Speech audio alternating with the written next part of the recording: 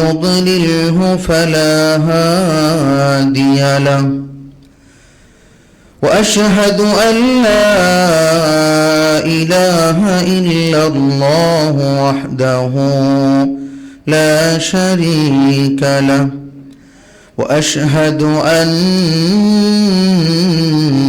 محمدا عبده ورسوله يا أيها الذين آمنوا اتقوا الله حق تقاته ولا تموتن إلا وأنتم مسلمون يا أيها الناس اتقوا ربكم الذي خلقكم من نفس واحدة وخلق منها زوجها وبث منهما رجالا كثيرا ونساء واتقوا الله الذي تساءلون به والأرحام إن الله كان عليكم رقيبا يا أيها الذين آمنوا اتقوا الله وقولوا قولا سديدا يصلح لكم أعمالكم ويغفر لكم ذنوبكم ومن يطع الله ورسوله فقد فاز فوزا عظيما أما بعد فإن خير الحديث كتاب الله وخير الهدي هدي محمد صلى الله عليه وسلم وشر الأمور محدثاتها وكل محدثة بدعة وكل بدعة ضلالة وكل ضلالة في النار أو كما قال عليه الصلاة والسلام আলহামদুলিল্লাহ সমস্ত শুকরিয়া সমস্ত কৃতজ্ঞতা ওই আল্লাহ সুবহানাহু ওয়া তাআলার দরবারে যে আল্লাহ সুবহানাহু ওয়া তাআলা আমাকে আপনাকে পবিত্র জুমার দিন জুমার জন্য জুমার খুতবা শোনার জন্য পবিত্রতা হাসিল করে মসজিদে এসে কোরআন ও হাদিস থেকে কিছু আলোচনা করার ইখলাসের সহিত আমলের নিয়তে কিছু কথা শোনার তৌফিক দিয়েছেন। এই জন্য সমবেত কণ্ঠে একত্রিত হয়ে মঞ্চকে উজাড় করে আমরা কালিমাতুশ শুকর আদায় করি আলহামদুলিল্লাহ। লক্ষ কোটি দরুদ ও সালাম সর্বশেষ নবী সর্বশ্রেষ্ঠ নবী হযরত মুহাম্মদুর রাসূলুল্লাহ সাল্লাল্লাহু আলাইহি ওয়াসাল্লামের উপর বর্ষিত হোক। আমরা সকলেই সংক্ষিপ্ত পরিসরে বলি আল্লাহুম্মা সাল্লি ওয়া সাল্লিম ওয়া বারিক আলা নবিয়িনা মুহাম্মদ। সম্মানিত উপস্থিতি, আইয়ুহাল মুহতারাম, আজকের জুমার সুনির্ধারিত আলোচ্য বিষয় হচ্ছে সালাত ত্যাগের ভয়াবহতা, নামাজ পরিত্যাগ করার ভয়াবহতা। তো এই আলোচনাটি করার পূর্বে আমাদের আগে জানতে হবে সালাতের সাথে মুমিনের সম্পর্ক কেমন, আর সালাত এবং মুমিন এই ব্যাপারে আল্লাহ তাআলা কোরআন মাজিদে কি বলছেন। আল্লাহ তাআলা সূরাতুল বাকারা, কোরআন মাজিদের দ্বিতীয় সূরা, একদম শুরুর দিক থেকে আল্লাহ তাআলা বলছেন আলিফ লাম মিম যালিকাল কিতাব লা রাইবা ফি, ইহা ওই কিতাব যাতে কোনো সন্দেহ নেই, হুদাল লিল মুত্তাকিন, আর ইহা মুত্তাকিদের জন্য পথ প্রদর্শক, মুত্তাকিদের জন্য পথ প্রদর্শক। পরবর্তী আয়াতে আল্লাহ বলছেন আল্লাযীনা ইউকিমুনাস সালাহ ওয়া মিম্মা রাযাকনাহুম ইউনফিকুন, অর্থাৎ যারা সালাত কায়েম করে। এখানে আল্লাহ তাআলা মুমিনদের পরিচয় তুলে ধরে সূরাতুল বাকারার একদম শুরুর লগ্নে আল্লাহ তাআলা মুমিনদের পরিচয়ের সাথে সম্পৃক্ত করে দিলেন আল্লাযীনা ইউকিমুনাস সালাহ, যারা সালাত কায়েম করে তারাই মুমিন। অর্থাৎ সালাত আছে তো সে মুমিন, সালাত নাই সে মুমিন না। ওমর রাদিয়াল্লাহু তাআলা আনহু তিনি বলছেন ইন্নাহু লা হাযযা ফিল ইসলাম লিমান আযাআস সালাহ। মুয়াত্তা ইমাম মালিক হাদিস বর্ণিত হয়েছে, তিনি যখন যখন অবস্থায় ছিলেন তখনও তিনি যখন জাগ্রত হলেন তিনি সাথে সাথে উঠে বললেন, আমাকে পানি দাও, আমি ওযু করব এবং সালাত আদায় করব। অথচ তার পাকস্থলী জখম হওয়ার কারণে সেখান থেকে রক্ত প্রবাহিত হচ্ছিল। এমন সময়ও তিনি বললেন, আমি সালাত আদায় করব, এবং তিনি পরবর্তীতে এই বাক্যটা বললেন, ইন্নাহু লা হাযযা ফিল ইসলাম লিমান আদা আস-সালাহ। নিশ্চয় ওই ব্যক্তির ইসলামে কোনো অংশ নেই, ইসলামে তার কোনো অংশ নেই যে সালাত নষ্ট করে, যে সালাত কায়েম করে না। কাজের কারণে, সফরের কারণে, অসুস্থতার কারণে দু এক ওয়াক্ত সালাত একসাথে করা অথবা পরবর্তীতে আদায় করে নেওয়া এটা ভিন্ন কথা, এর জন্য আল্লাহ তাআলার কাছে তওবা করতে হবে। কিন্তু যে সালাত নষ্ট করে, সালাত পড়ে না, সালাত ত্যাগ করে, তার ইসলামে কোনো অংশ নেই।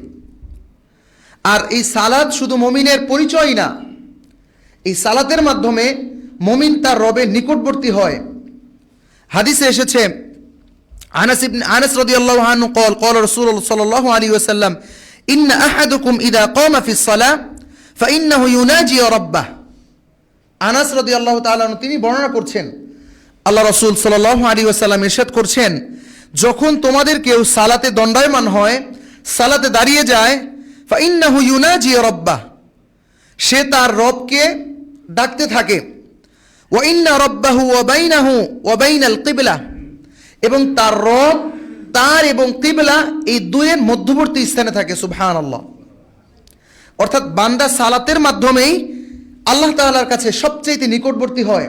আল্লাহ তাআলা সূরাতুল বাকারার অন্য আয়াতে বলছেন, ইস্তাঈনু বিস-সাবরি ওয়াস-সালাহ। আল্লাহ তাআলা বলছেন, তোমরা আল্লাহ তাআলার কাছে ইস্তাঈনু বিস-সাবর, আল্লাহ তাআলার কাছে সাহায্য প্রার্থনা করো, বিস-সাবরি ধৈর্য এবং সালাত আদায়ের মাধ্যমে। শুধু তাই না, সূরাতুল লোকমানে লোকমান হাকিমের উপদেশ তার সন্তানের জন্য আল্লাহ তাআলা কোরআন মাজিদে তুলে ধরে বলছেন, ইয়া বুনাইয়া আকিমিস সালাহ, হে আমার সন্তান, হে আমার বৎস, সালাত কায়েম করো, ওয়ামুর বিল মারুফ, সৎ কাজের আদেশ করো, ওয়ানহা আনিল মুনকার, অসৎ কাজ থেকে নিষেধ করো, ওয়া ইন্না যালিকা লামিন আজমিল উমুর, আর ইহা অনেক কষ্টসাধ্য। তার মানে সালাতের সাথে মুমিনের সম্পর্ক ওতপ্রোতভাবে জড়িত। যে সালাত কায়েম করলো তার ঈমান আছে, আর যে সালাত ছেড়ে দিল তার ঈমান নাই।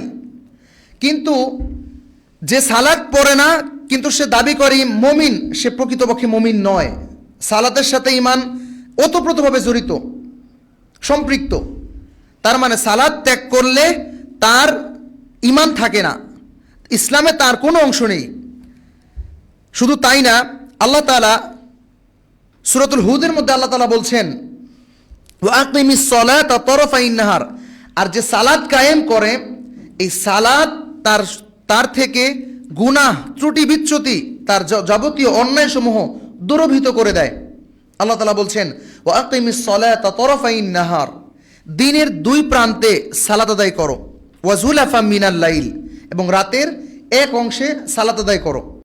ইন্নাল হাসানাত ইউযহিবুনাস সাইয়্যাত, নিশ্চয়ই ভালো কাজসমূহ মন্দ কাজকে দূরভূত করে দেয়। যখন আপনার দ্বারা কোনো অন্যায় হয়ে যায়, তৎক্ষণাৎ সাথে সাথে কোনো একটি ভালো কাজ করে নিন, 2 রাকাত সালাত আদায় করে নিন, কিছু সদাকা করে নিন। আল্লাহ তাআলা বলছেন, নিশ্চয়ই ভালো কাজ মন্দ কাজকে দূরভূত করে দেয়। যালিকা যিকরা লিয-যাকিরিন, আর ইহা উপদেশ গ্রহণকারীদের জন্য মহা উপদেশ।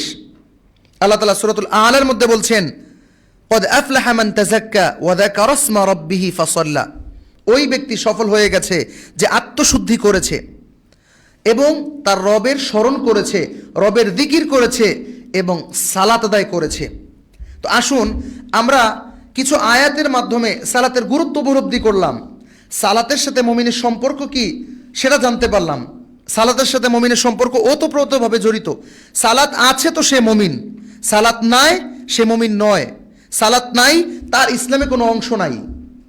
আসুন আমরা জানি সালাতের ভয়াবহতা কত, সালাত ত্যাগ করলে কি ভয়াবহ শাস্তি আমাদের জন্য প্রস্তুত করে রেখেছেন আল্লাহ রাসূল সাল্লাল্লাহু আলাইহি ওয়াসাল্লাম, এবং আল্লাহ তাআলার অসংখ্য আয়াতে কারিমার মাধ্যমে আমরা জানব সালাত ত্যাগের ভয়াবহতা, সালাত ত্যাগের চূড়ান্ত পরিণাম।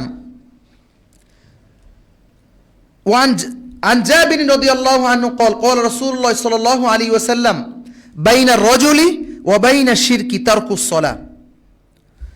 একজন মুমিন, একজন মুসলিম আর একজন কাফের, অন্য রিওয়ায়াতে আছে ওবাইনা শিরকি এবং শিরক কুফর, এর মধ্যে পার্থক্যকারী বস্তু হচ্ছে সালাত।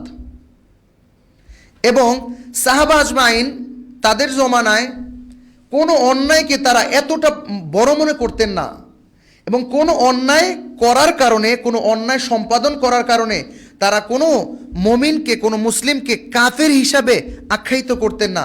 কিন্তু যে সালাত ত্যাগ করত, যে সালাত আদায় করত না, এই সালাত ত্যাগ করার মাধ্যমে তারা কাফের মনে করতেন। এই সালাত ত্যাগ করার কারণে তারা মনে করতেন সে কাফের হয়ে গেছে। অর্থাৎ কাফেরের সাথে সম্পর্ক একমাত্র সালাত ত্যাগ করা। আর আমাদের অবস্থা যদি আমরা এখন দেখি, কোনো কাজ নাই, কোনো ব্যস্ততা নাই, কোনো অসুস্থতা নাই, কোনো অপারগতা নাই, ইচ্ছাকৃতভাবে আমাদের সালাত ত্যাগ করা হচ্ছে। ইচ্ছাকৃতভাবে আমরা সালাতকে ধ্বংস করছি, ইচ্ছাকৃতভাবে আমরা সালাতকে জবাই করছি, পরবর্তীতে এই সালাত আদায় করছি না।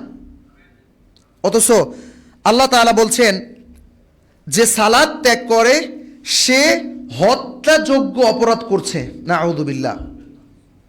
যে সালাত ত্যাগ করলো সে হত্যাযোগ্য অপরাধ করছে, অর্থাৎ তাকে হত্যা করার মতো সে অপরাধ করে ফেলেছে। আল্লাহ তাআলা সূরাতুত তাওবা আল্লাহ তাআলা বলছেন, ফাকতুলুল মুশরিকিনা হাইথু ওয়াজাদতুমুহুম ওয়া খুযুহুম ওয়াহসুরুহুম ওয়াকউদু লাহুম কুল্লা মারসাদ। তোমরা মুশরিকদেরকে যেখানেই পাও সেখানেই হত্যা করো। তোমরা মুশরিকদেরকে যেখানেই পাও সেখানেই হত্যা করো। তার মানে মুশরিক কারা? যারা সালাত আদায় করে না। এই ব্যাপারটা আল্লাহ তাআলা পরবর্তী অংশে আল্লাহ বলছেন, ফাকতুলুল মুশরিকিন হাইথু ওয়াজাদতুমুহুম, তোমরা মুশরিকদেরকে যেখানেই পাও সেখানেই তাকে হত্যা করো, তার জন্য অবরোধ করো, তার জন্য রাস্তা বন্ধ করে দাও, এবং প্রত্যেক ঘাটিতে তোমরা ওট পেতে থাকো এবং মুশরিকদেরকে তোমরা হত্যা করো। ফাইন তাবু ওয়া আকামুস সালাহ। এই আয়াতের পরবর্তী অংশে আল্লাহ বলছেন, হ্যাঁ, যদি কোনো মুশরিক, কোনো কাফের তাওবা করে, ফাইন তাবু ওয়া আকামুস সালাহ, যদি কোনো কাফের, মুশরিক, কোনো বেদিন যদি তওবা করে, ওয়া আকামুস সালাহ, এবং সালাত কায়েম করে, ফাখল্লু সাবিলাহুম, তাহলে তার রাস্তা তুমি ছেড়ে দাও, তাহলে তোমরা তাদের রাস্তা ছেড়ে দাও, তাদেরকে তোমাদের সাথে গ্রহণ করো, তাদেরকে তোমরা যা খাও তা দান করো, এবং মুসলমানের জন্য যা হক রয়েছে তার জন্য ঠিক অনুরূপ হক রয়েছে, এবং সেই ব্যক্তির রক্ত, সেই ব্যক্তির সম্পদ মুসলিমদের জন্য হারাম। তার মানে আল্লাহ তাআলা বলছেন, কাফের মুশরিকদেরকে যেখানেই পাও সেখানেই হত্যা করো, কিন্তু যদি তারা তওবা করে, সালাত আদায় করে, তাহলে তাদের রাস্তা ছেড়ে দাও। তার মানে সালাত আদায় যদি করে তাহলে তাকে হত্যা করা যাবে না। তখন হাদিসের মাধ্যমে আমরা জানতে পারি তার রক্ত, তার সম্পদ আমাদের জন্য হারাম। তার মানে সালাত ত্যাগ করা, সালাত ছেড়ে দেওয়া, সালাতকে নষ্ট করা, এটা স্বয়ং হত্যাযোগ্য অপরাধ, নাউযু বিল্লাহ। আল্লাহ তাআলা আমাদেরকে সালাতের হেফাজত করার তৌফিক দান করুন। এই সালাত ত্যাগ করা শুধুমাত্র হত্যাযোগ্য অপরাধী না, যে সালাত ত্যাগ করে, যে সালাত আদায় করে না, আল্লাহ এবং আল্লাহ রাসূলের জন্য, আল্লাহ এবং আল্লাহ রাসূলের কাছে তার কোনো জিম্মাদারি নাই। আমাদের একমাত্র জিম্মাদার কে? আল্লাহ তাআলা। তার জিম্মায় আমরা আছি, তার রহমতে আমরা বেষ্টিত আছি। এক মুহূর্তের জন্য যদি তার রহমত আমাদের থেকে সরে যায়, আমরা বিপদে পরিণত হব, আমরা অপারগ হয়ে যাব। দুনিয়ার পথ চলা, পরকালের পথ চলা আমাদের জন্য অসম্ভব হয়ে যাবে। রাসূলুল্লাহ সাল্লাল্লাহু আলাইহি ওয়াসাল্লাম যদি আমাদের জন্য শাফাআত না করেন, আমাদের মুক্তি পাওয়া সম্ভব না। ঠিক আল্লাহ এবং তার রাসূল ওই ব্যক্তির ব্যাপারে কোনো জিম্মাদারি নাই যে সালাত আদায় করে না। মুআয ইবনে জাবাল রাদিয়াল্লাহু আনহু থেকে বর্ণিত, তিনি বলেন, ওয়ান আনাস ইবনে মালিক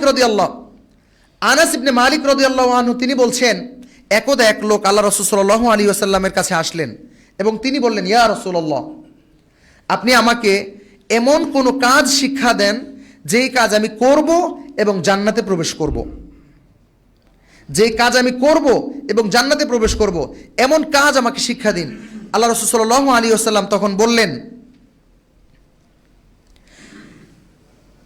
লা তুশরিক বিল্লাহ, কখনোই আল্লাহ তাআলার সাথে শিরিক করো না। ওয়া ইন হুররিকাত ওয়া উযযিবাত, যদিও তোমাকে আযাবে নিপতিত করা হয়, আযাবে গ্রেফতার করা হয়, তোমাকে জ্বলন্ত আগুনে পুড়ে ফেলা হয়, তারপরেও আল্লাহ তাআলার সাথে শিরিক করো না।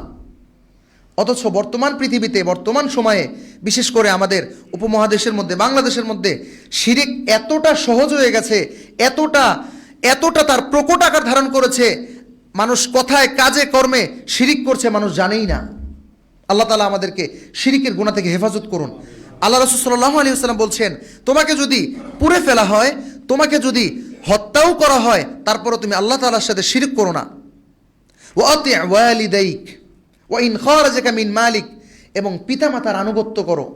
যদিও তোমার পিতামাতা তোমাকে তোমার যাবতীয় সম্পদ, তোমার যাবতীয় বস্তু থেকে তোমাকে বঞ্চিত করে। আমাদের সমাজে অনেক সময় দেখা যায় পিতামাতা সন্তানদের মধ্যে দ্বিমুখী নীতি বাস্তবায়ন করেন। এক সন্তানের জন্য ভালো কিছু দেন, আর এক সন্তানকে বঞ্চিত করেন, এরকম অনেক সময় হয়ে থাকে। আল্লাহ রাসূল সাল্লাল্লাহু আলাইহি ওয়াসাল্লাম বলছেন, তোমার পিতামাতা যদি তোমার সাথে খারাপ আচরণ করে, তোমার সম্পদ থেকে তোমাকে বঞ্চিত করে, তোমার সব কিছু আত্মসাৎ করে, তারপরেও পিতামাতার অবাধ্য হয়েও না, তারপরেও পিতামাতার আনুগত্য করো। ওয়া আতি' ওয়ালিদাইক ওয়া ইন খারাজাকা মিন মালিক ওয়া মিন কুল্লি শাই, তোমার সব কিছু থেকে যদি তোমার পিতামাতা তোমাকে বঞ্চিত করে, তারপরও পিতামাতার আনুগত্য করো। পরবর্তী অংশ বলছেন, ওয়ালা তাতরুকিস সালাতা মুতাআম্মিদান, আর মনে রাখো কখনো ইচ্ছাকৃতভাবে সালাত ত্যাগ করো না, কখনো ইচ্ছাকৃতভাবে সালাত ত্যাগ করো না। ফাকাদ বারিআত মিনহু যিম্মাতুল্লাহ ওয়া ফি রিওয়ায়াতিন যিম্মাতুল্লাহি ওয়া রাসূলুহু, আর যে ব্যক্তি সালাত ত্যাগ করলো, সালাত আদায়ে অবিলম্ব করলো, সালাত ত্যাগ করলো, সালাতকে ধ্বংস করলো, সালাত আদায় করলো না, ওই ব্যক্তির ব্যাপারে আল্লাহ এবং আল্লাহ রাসূল সাল্লাল্লাহু আলাইহি ওয়াসাল্লামের কোনো জিম্মাদারি নেই। নাউযু বিল্লাহ। সালাত ত্যাগ করা এতটা অপরাধ। শুধু তাই না, সালাত ত্যাগ করা এতটা অপরাধ, আল্লাহ রাসূল সাল্লাল্লাহু আলাইহি ওয়াসাল্লাম বলছেন, আনাস রাদিয়াল্লাহু তাআলা থেকে বর্ণিত, তিনি বলেন, উমিরতু আন উকাতিলান নাস, আমাকে মানুষকে হত্যা করার আদেশ দেওয়া হয়েছে। উমিরতু আন উকাতিলান নাস, আমাকে মানুষকে হত্যা করার আদেশ করা হয়েছে। হাত্তা ইয়াশহাদু আল্লা ইলাহা ইল্লাল্লাহ ওয়া আন্না মুহাম্মাদুর রাসূলুল্লাহ, যতক্ষণ না সে সাক্ষ্য দিবে আল্লাহ ছাড়া কোনো মাবুদ নেই, আল্লাহ ছাড়া কোনো ইলাহ নেই, মুহাম্মাদুর রাসূলুল্লাহ সাল্লাল্লাহু আলাইহি ওয়াসাল্লাম আল্লাহ তাআলার রাসূল। যতক্ষণ পর্যন্ত এই কালিমার সাক্ষ্য না দিবে, ততক্ষণ পর্যন্ত আমাকে মানুষকে হত্যা করার, মানুষকে কতল করার আদেশ দেওয়া হয়েছে। আল্লাহ রাসূল সাল্লাল্লাহু আলাইহি ওয়াসাল্লাম বলছেন। আনাস রাদিয়াল্লাহু তাআলা থেকে বর্ণিত, বুখারী শরীফের 392 নম্বর হাদিস, আমাকে মানুষকে হত্যা করার আদেশ দেওয়া হয়েছে যতক্ষণ পর্যন্ত আল্লাহ ছাড়া কোনো মাবুদ নেই, মুহাম্মদ রাসূলুল্লাহ সাল্লাল্লাহু আলাইহি ওয়াসাল্লাম আল্লাহ তাআলার রাসূল, এবং ফাইদা আকামু ফাস্তাকবালু কিবলাতানা ওয়া আকালু যাবিহানা ওয়া সাল্লু সালাতানা, এই কথার সাক্ষ্য দিবে আল্লাহ ছাড়া কেউ নেই, মুহাম্মদ রাসূলুল্লাহ আল্লাহ তাআলার পক্ষ থেকে রাসূল, এবং আমাদের কিবলাকে কিবলা হিসেবে গ্রহণ করবে, আমাদের কিবলার দিকে তারা অভিমুখী হবে, এবং আমরা যা জবাই করি, আমাদের জবাইকৃত পশু তারা আহার করবে, এবং আমাদের ন্যায় তারা সালাত আদায় করবে, আমাদের ন্যায় তারা সালাত আদায় করবে, তখন তাদেরকে আর হত্যা করা যাবে না। ফাকাদ হুরিমাত আলাইহিম দিমাউহুম ওয়া আমওয়ালুহুম ওয়া হাক্কিহা বিহাক্কিহিম মালিল মুসলিমিন, এবং তাদেরকে সেই অধিকার দিতে হবে একজন মুসলমানের জন্য যা অধিকার রয়েছে, একজন মুসলমান যা প্রাপ্য হবে ওই ব্যক্তিদেরকে তাই দেওয়া হবে। এই ব্যাপারে এইভাবে করে আল্লাহ রাসূল সাল্লাল্লাহু আলাইহি ওয়াসাল্লাম আমাদেরকে সালাতের গুরুত্ব বুঝিয়ে দিয়েছেন, আর সালাত ত্যাগ করার কারণে এই শাস্তিগুলো বাস্তবায়ন করেছেন। শুধু তাই না, ওমর রাদিয়াল্লাহু তাআলা আনহু তিনি বলছেন, আমি খুতবার শুরুতে বলেছিলাম, ওমর রাদিয়াল্লাহু তাআলা আনহু তিনি যখন আঘাতপ্রাপ্ত হন, এক কাফেরের মাধ্যমে তার পাকস্থলীতে আঘাতপ্রাপ্ত হন, তিনি জখম হয়ে যান এবং তিনি অজ্ঞান হয়ে যান। যখন তিনি জাগ্রত হলেন, তার পাকস্থলী থেকে রক্ত নির্গত হচ্ছিল। এমতো অবস্থায় তিনি বললেন, আমার জন্য পানি নিয়ে আসো, আমি ওযু করব এবং সালাত আদায় করব। সুবহানাল্লাহ বিহামদি। এবং তিনি বললেন, ইন্নাহু লা হাযযা ফিল ইসলাম লিমান আযা আস-সালাহ। মুয়াত্তা ইমাম মালিক হাদিসটি বর্ণিত হয়েছে। তিনি বললেন, ওই ব্যক্তির ইসলামে কোনো অংশ নেই যে সালাত ত্যাগ করে। যে সালাত ত্যাগ করে ওই ব্যক্তির ইসলামে কোনো অংশ নেই। শুধু তাই না, সূরাতুর রুমে আল্লাহ তাআলা মুশরিকদেরকে হত্যা করার কথা বলছেন। সালাত আদায় না করলে আল্লাহ তাআলা হত্যার আদেশ দিয়েছেন। আল্লাহ বলছেন, মুনিবিনা ইলাইহি ওয়াত্তাকু, আল্লাহ তাআলার দিকে, তার দিকে একমাত্র অভিমুখী হও পরিপূর্ণভাবে। ওয়াত্তাকুহু, এবং আল্লাহ তাআলার তাকওয়া অবলম্বন করো, আল্লাহ তাআলাকে ভয় করো। আমরা আল্লাহ তাআলাকে ভয় করা এখনো পরিপূর্ণভাবে জানি না। আমি কি এই মুহূর্তে এখানে দাঁড়িয়ে আমার দ্বারা কোনো অন্যায় করা সম্ভব না? অথবা আপনি এখন মসজিদে আছেন, আপনার দ্বারা কোনো অন্যায় করা সম্ভব না। আপনি বাজারে আছেন, সমস্ত মানুষের সামনে আছেন, ইন ফ্রন্ট অফ পিপল, মানুষের জনসমক্ষে আপনি আছেন, তখন আপনার দ্বারা কোনো অন্যায় করা সম্ভব না। লোকচক্ষু দৃষ্টিতে মানুষ কি বলবে, এই কারণে নিতান্তই আমাদের দ্বারা কোনো অন্যায় হয়ে থাকে না। আর তাকওয়ার মূল অর্থ হচ্ছে, তাকওয়া এমন জিনিস, তাকওয়া এমন শক্তি, এমন অবলম্বন, যে অবলম্বন করে, যেই শক্তি মানুষ ব্যবহার করে একাকী অবস্থায়, তার নির্জন অবস্থায় গুনাহ করার ইচ্ছা জাগ্রত হয়, গুনাহ করার সামর্থ্য থাকে, ঠিক ওই সময় সে নিজেকে গুনাহ থেকে বিরত রাখে। ওই সময়টাতে গুনাহ থেকে বিরত হয়, গুনাহ থেকে নিজেকে হেফাজত করে, ওই শক্তিটার নাম, ওই কাজটার নাম হচ্ছে তাকওয়া। এই জন্য আল্লাহ তাআলা বলছেন, আল্লাহ তাআলার দিকে অভিমুখী হও এবং তাকওয়া অবলম্বন করো। আর তাকওয়া এমন জিনিস যে মুত্তাকি, তার জন্য রয়েছে জান্নাত। যে সবচেয়ে কম তাকওয়া অবলম্বনকারী, তার জন্য রয়েছে জান্নাত। এর নাম হচ্ছে তাকওয়া। তাকওয়া হচ্ছে ওই শক্তি, যে শক্তির মাধ্যমে নির্জন অবস্থায় একাকিত্বে থাকাকালীন গুনাহ করার সামর্থ্য আছে, গুনাহ করার সুযোগ আছে। ওই সময় আল্লাহ তাআলার ভয়ে, আল্লাহ আমাকে দেখছেন, আল্লাহ আমাকে দেখছেন, এই কাজটির জন্য আল্লাহ তাআলার কাছে আমাকে জবাব দিতে হবে, এই কাজটির জন্য আল্লাহ তাআলার সামনে আমাকে দাঁড়াতে হবে, কিয়ামতের দিন সবার সামনে আমাকে লজ্জিত হতে হবে। এই যে ভয়, এই যে গুনাহ থেকে বিরত থাকা, এই যে গুনাহ থেকে সরে আসা, এর নাম হচ্ছে তাকওয়া। আল্লাহ তাআলা বলছেন, মুনিবিনা ইলাইহি ওয়াত্তাকুহ, একমাত্র আল্লাহ তাআলার দিকে, তার দিকে অভিমুখী হও, পরিপূর্ণভাবে তার দিকে অভিমুখী হও। ওয়াত্তাকুহু, আল্লাহকে ভয় করো।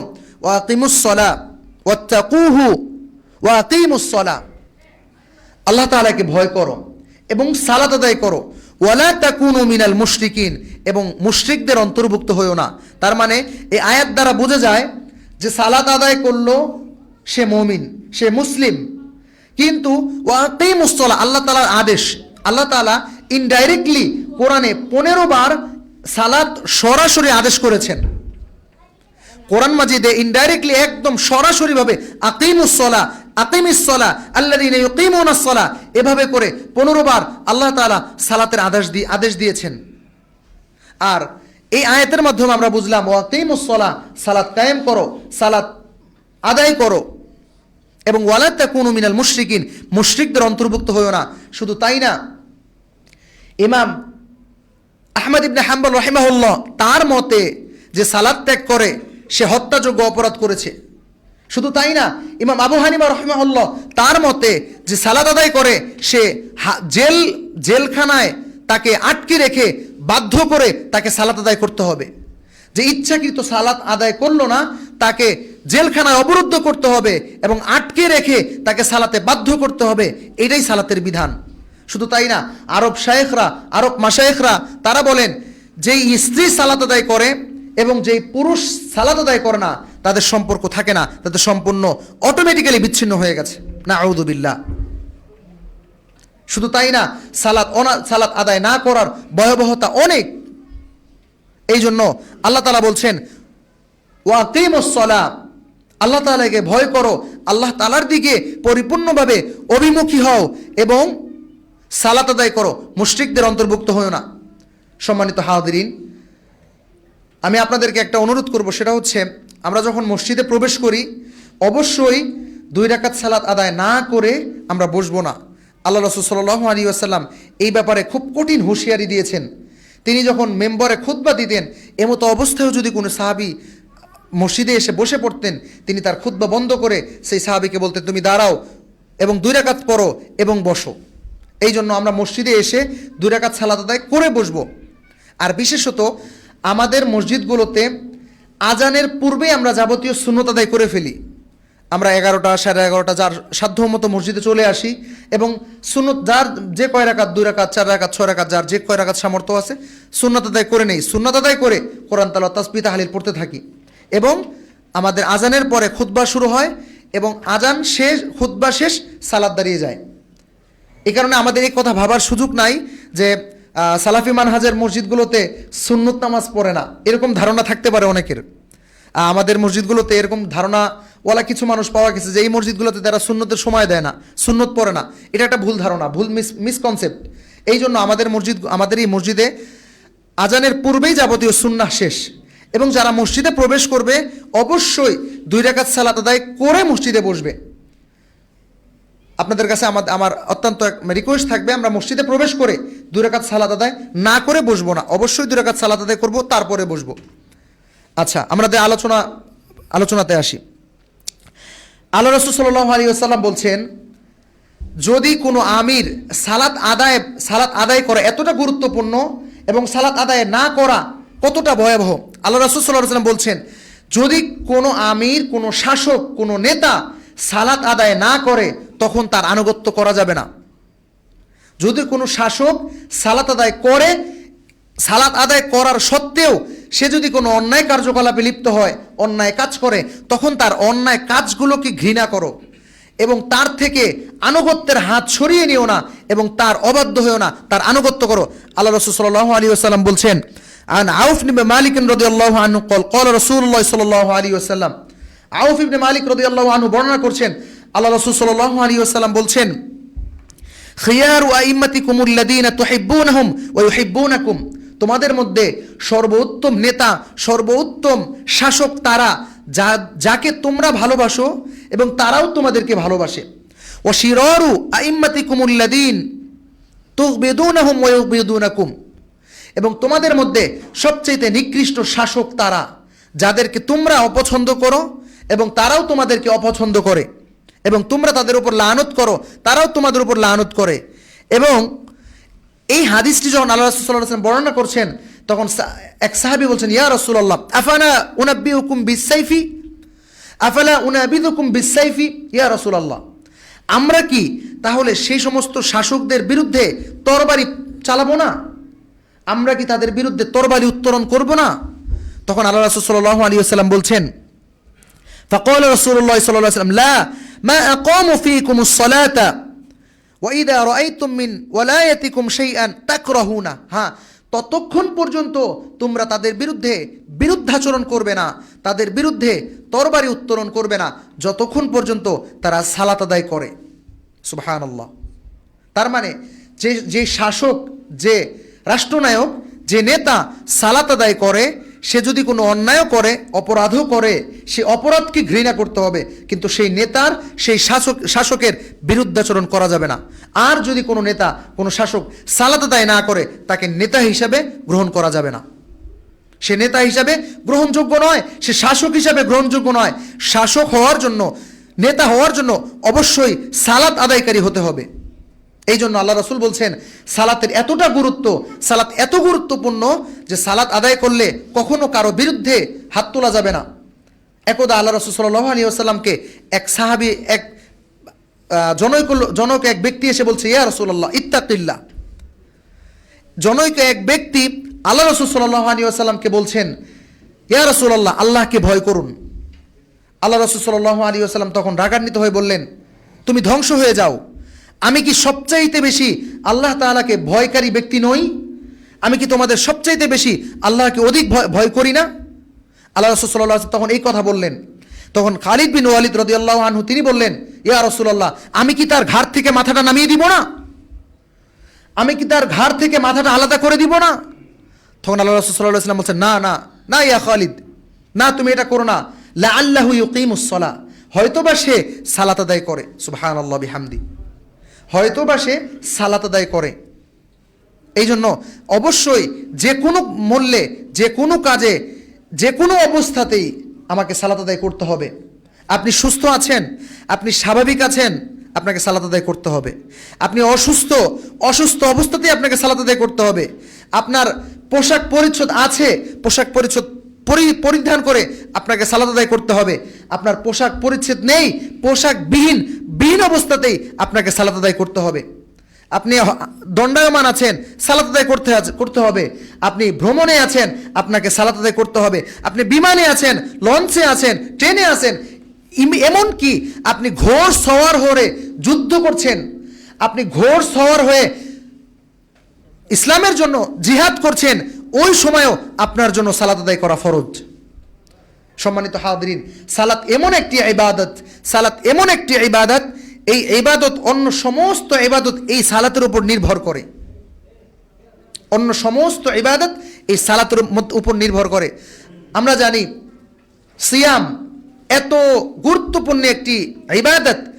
আস-সাওমু লি ওয়া আনা আজজি বিহি। আল্লাহ বলছেন রোজা হচ্ছে একমাত্র আমার। কারণ রোজা এমন একটা ইবাদত, এই রোজা সম্পর্কে কেবলমাত্র আল্লাহই ভালো জানেন। আপনি গোপনে কিছু খেয়েছেন কিনা, আপনি কোনো খেয়ে রোজা রাখছেন কিনা, এই ব্যাপারে কোনো মানুষ জানবে না, স্বয়ং আল্লাহ তাআলা জানেন। এই জন্য আল্লাহ তাআলা বলছেন আমি এই রোজা কেবলমাত্র আমার জন্য, আর এই রোজার প্রতিদান আমি আমার নিজ হাতে দিব।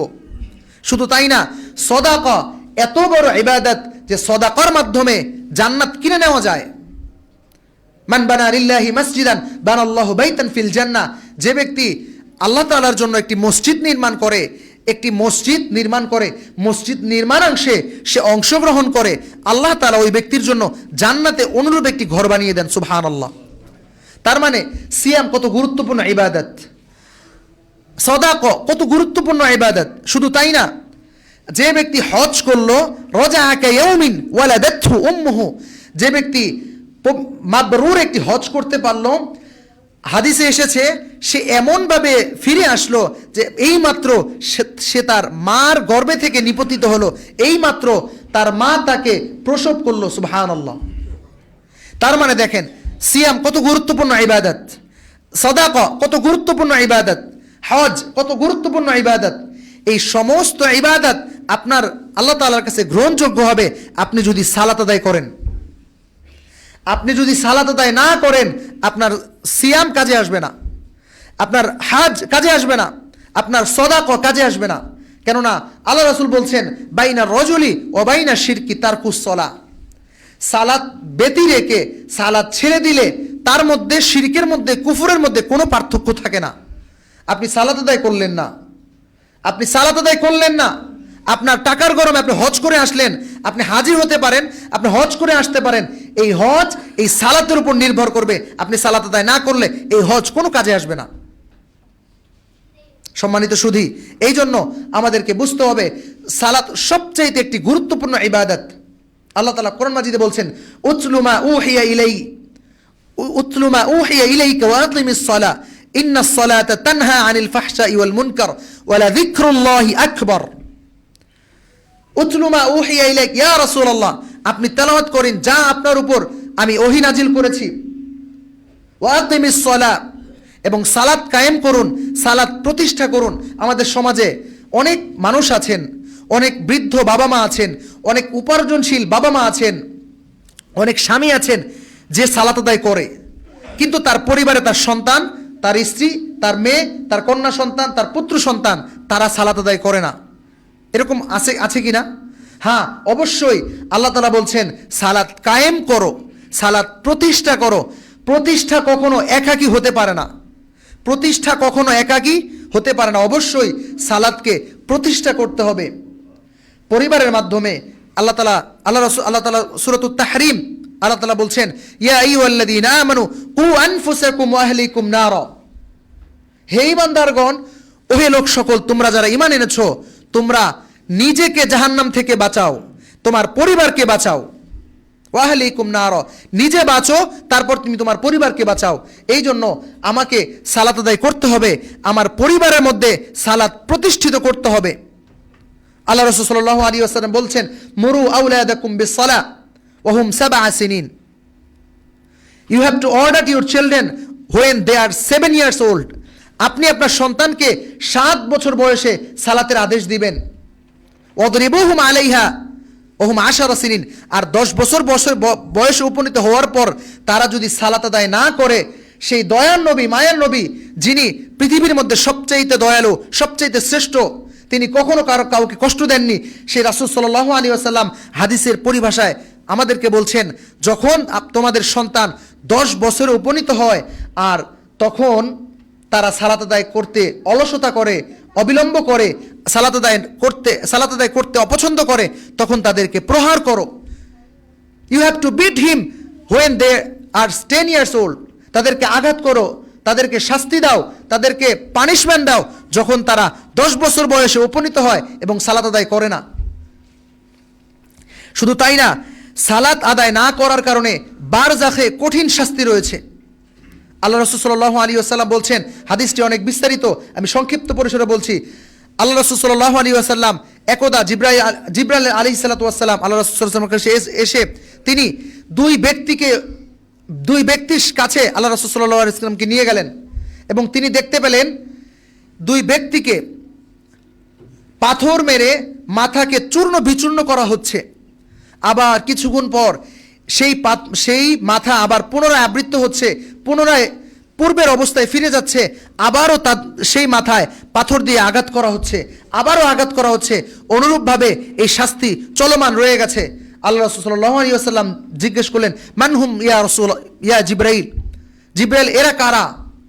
তখন তিনি বললেন, এরা হচ্ছে ওই 2 ব্যক্তি যে কোরআন শিখেছিল, কোরআন জেনেছিল, তা অনুযায়ী আমল করেনি। আর দ্বিতীয়ত ওই ব্যক্তি যে ফজরের সালাত নিদ্রার কারণে, ফজরের সালাতের সময় সালাত আদায় না করে নিদ্রায় নিমজ্জিত ছিল, নিদ্রার কারণে ফজরের সালাত আদায় করা থেকে নিজেকে বিরত রেখেছিল। নাউযুবিল্লাহ। বর্তমান সময় আমাদের অভ্যাস হয়ে গেছে, আমরা রাত্রিতে দেরি করে ঘুমাই, ঘুমাতে ঘুমাতে আমাদের অনেক রাত্রি হয়ে যায়, আর শেষ সময় ফজরের সময় আমাদের খবর থাকে না। ফজরের সময় মনে হয় এই সমাজে কেউ বসবাসই করে না, ফজরের সময় মনে হয় এই সমাজের মানুষ সব অতীত হয়ে গেছে। এই জন্য ওই ব্যক্তিদের সম্পর্কে হাদিসে কঠিন হুঁশিয়ারি এসেছে। ওই 2 ব্যক্তি যে কোরআন শিখেছে, কোরআন জেনেছে, অর্থাৎ কোনো একটি আমল সম্পর্কে জেনেছে, তা আমল করেনি, আর যে ঘুমের কারণে, অলসতার কারণে, নিদ্রার কারণে ফজর সালাত থেকে নিজেকে বিরত রেখেছে। শুধু তাই না, যে সালাত আদায় করে না, যে সালাত ত্যাগ করে, এই ব্যক্তির এই ব্যক্তির হাসর কাল কিয়ামতের দিন হারুত এবং কামান এবং ফেরাউনের সাথে ওই ব্যক্তির হাসর হবে। নাউযুবিল্লাহ। আল্লাহ রাসূল সাল্লাল্লাহু আলাইহি ওয়াসাল্লাম বলছেন, আন আব্দুল্লাহ ইবনে উমর আন নবী সাল্লাল্লাহু আলাইহি ওয়াসাল্লাম আন্নাহু যাকারা আস-সালাতা ইয়াওমান। আব্দুল্লাহ ইবনে উমর রাদিয়াল্লাহু আনহু তিনি বলছেন, একদা রাসূলুল্লাহ সাল্লাল্লাহু আলাইহি ওয়াসাল্লাম নামাজের ব্যাপারে আলোচনা করছিলেন। একদিন রাসূলুল্লাহ সাল্লাল্লাহু আলাইহি ওয়াসাল্লাম সালাতের ব্যাপারে আমাদেরকে বলছিলেন। ফাকালা মান হাফাযা আলাইহা কানাত লাহু নূরান। যে ব্যক্তি এই সালাত আদায় করবে, এই সালাতকে হেফাজত করবে, এই সালাতকে তার যথাসময়ে সঠিক পদ্ধতিতে আদায় করবে। সম্মানিত সুধী, সালাত শুধু আদায় করলেই কি হবে? না, সহিহ সুন্নাহ আলোকে, বিশুদ্ধ হাদিসের আলোকে রাসূলুল্লাহ সাল্লাল্লাহু আলাইহি ওয়াসাল্লাম যেভাবে সালাত আদায় করেছেন, যেভাবে তিনি শিক্ষা দিয়েছেন, কেবলমাত্র অনুরূপভাবে সালাত আদায় করতে হবে। গতানুগতিক যে কোনো নিয়মে একজন বললেন, ওমকে বলছেন, এই নিয়মে নয়, বিশুদ্ধ সহিহ হাদিসের আলোকে আপনাকে সালাত আদায় করতে হবে। সাধারণ দুনিয়াতে একটি প্লট কেনার জন্য, একটি জমি কেনার জন্য আপনি 10 জনের কাছে যায় জিজ্ঞেস করেন, এই জমির দলিলটা ঠিক আছে কিনা ভাই দেখেন তো, এরকম করা হয় না জিজ্ঞেস? শুধু তাই না, আরও জাস্টিফাই করার জন্য, আরও বিশুদ্ধ করার জন্য আরও মানুষের কাছে নিয়ে যাওয়া হয়, বিভিন্ন উকিল দ্বারা দেখানো হয় এই জমির দলিল ঠিক আছে কিনা। আর আপনি আজকে 15 বছর যাবত, 30 বছর যাবত, 35 বছর যাবত সালাত আদায় করতেছেন, আপনার কি একদিনও প্রয়োজন হয় নাই যে আমি কার মতো সালাত আদায় করছি, আমার এই সালাত আদায় করা রাসূলুল্লাহ সাল্লাল্লাহু আলাইহি ওয়াসাল্লামের মতো কিনা, আমার এই সালাত আদায় করার পদ্ধতি কেবলমাত্র সহিহ সুন্নাহ আলোকে কিনা আমরা কখনো জিজ্ঞেস করি নাই, আমরা কখনো জানতে চাই নাই। এই জন্য আমাদেরকে সালাত আদায় করতেই হবে এবং বিশুদ্ধ সহিহ সুন্নাহ এর আলোকে সালাত আদায় করতে হবে।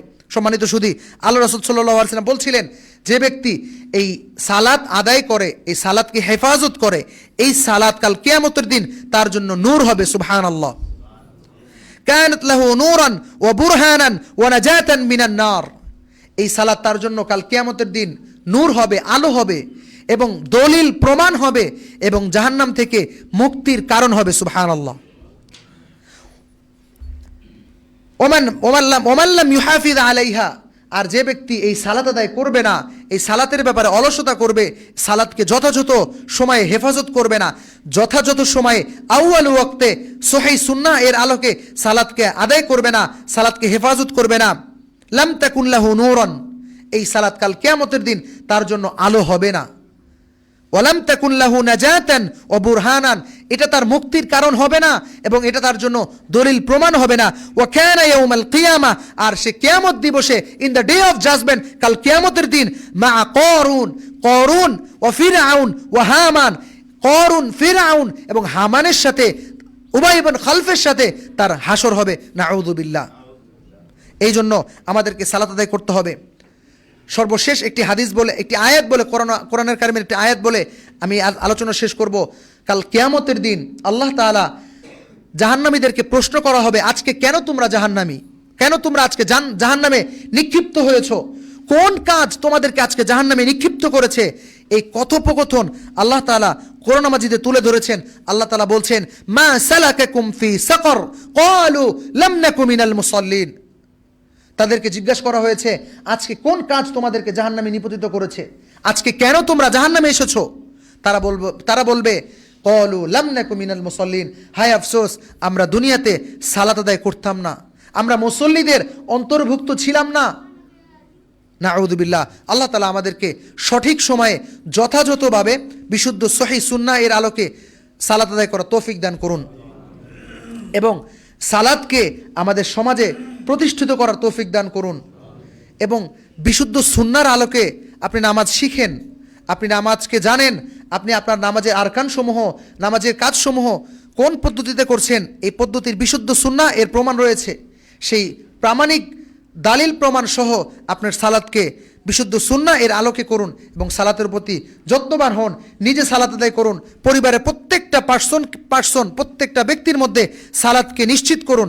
সেই সাথে আপনার সমাজে আপনার বন্ধু আহবাব যারা রয়েছে, ফ্রেন্ড সার্কেল রয়েছে, আপনার যারা কলিগ রয়েছে, আপনার যারা ব্যবসায়িক পার্টনাররা রয়েছে, আপনার যারা এমপ্লয়িরা রয়েছে, সবাইকে নিয়ে সালাতকে প্রতিষ্ঠা করুন।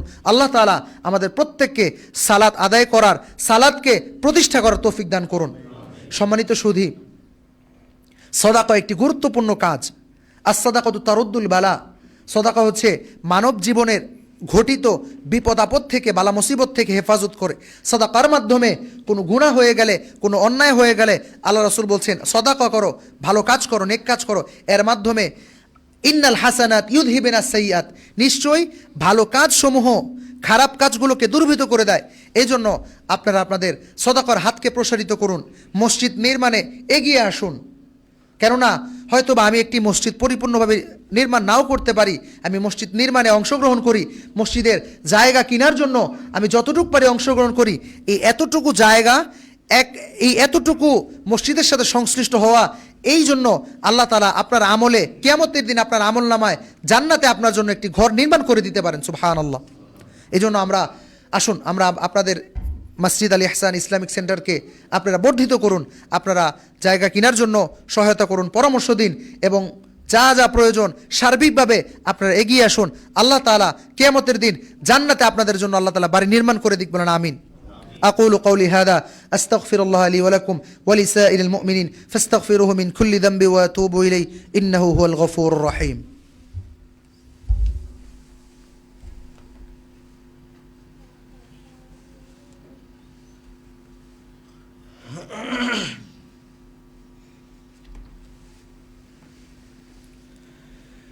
إن الحمد لله والصلاة والسلام على من لا نبي بعده أما بعد فيا أيها الأحباء في الله اعلموا أن الله قد أمركم بالصلاة والسلام على نبينا محمد كما قال تعالى أعوذ بالله من الشيطان الرجيم بسم الله الرحمن الرحيم إن الله وملائكته يصلون على النبي يا أيها الذين آمنوا صلوا عليه وسلموا تسليما اللهم صل وسلم على نبينا محمد وأرض اللهم عن خلفاء الراشدين المهديين الذين قضوا بالحق وبه كانوا يعدلون رضوان الله تعالى عليهم أجمعين وعن سائر الصحابة والتابعين منهم إلى يوم الدين وعن أبي بكر وعمر وعثمان وعلي رضي الله تعالى عنهم اللهم أعز الإسلام والمسلمين اللهم أذل الشرك والمشركين اللهم أذل الشرك والمشركين اللهم دمر أعداء الدين اللهم دمر أعداء الدين اللهم هذا البلد آمنا مطمئنا